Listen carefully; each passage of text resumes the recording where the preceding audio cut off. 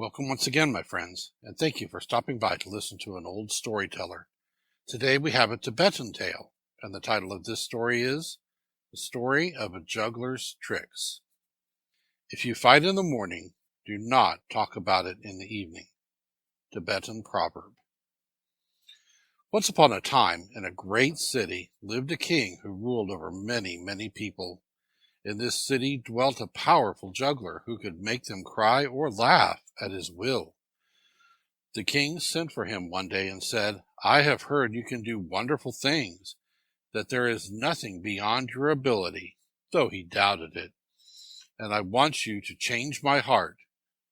"Oh," said the juggler, "I have done this to the people, but I don't dare do this to you." The king said, "You need not fear. Just so you do not make me poor for the rest of my life, I will give you a paper agreeing not to punish you if you so wish." So he gave the paper to the juggler, returned to his home, and forgot he had given such a promise. One day the king heard that in his big hay field on the side of the mountain were a lot of people with horses and cattle, that there were all classes of men cutting his grass, and he had not given them permission to do so. He called one of his headmen and said, "There are a lot of people cutting my grass, and I want you to go and see who it is and what they are doing it for, without my consent." The headman went, and when he arrived at the field, saw a golden throne, a silver throne, servants and men, and so much grandeur that he was afraid to ask the ones in command what it all meant. So he slipped around and asked a servant who these grand people were and what they were doing. The servant said that they were the king and his son of the lower regions, and the reason he was there now was because he was on his way up to heaven and had just stopped on the road.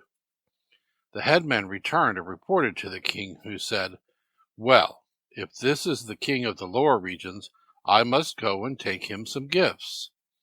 So he got his presents ready, went and presented them, and asked, "If you are the king of the lower regions, why are you come to earth?"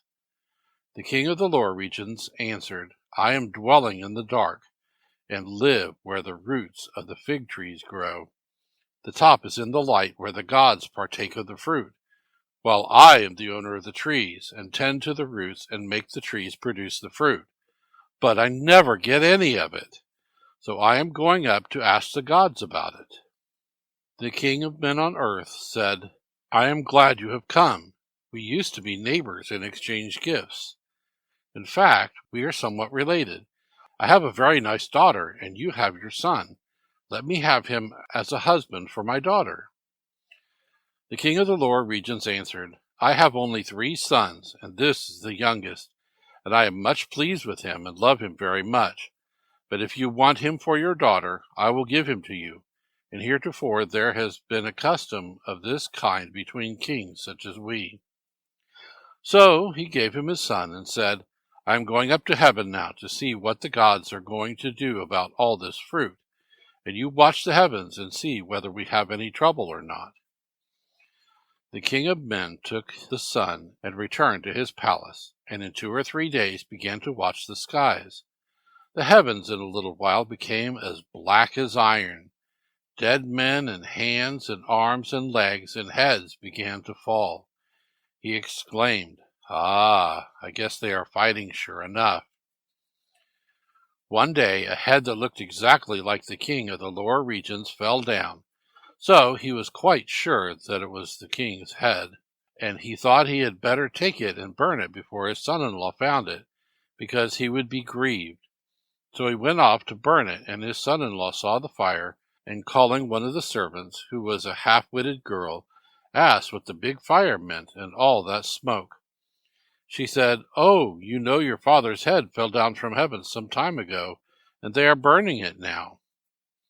When the son heard this, he gave a great cry and tried to rush to the fire, but they held him, though he finally broke away and ran and threw himself into the flames and perished.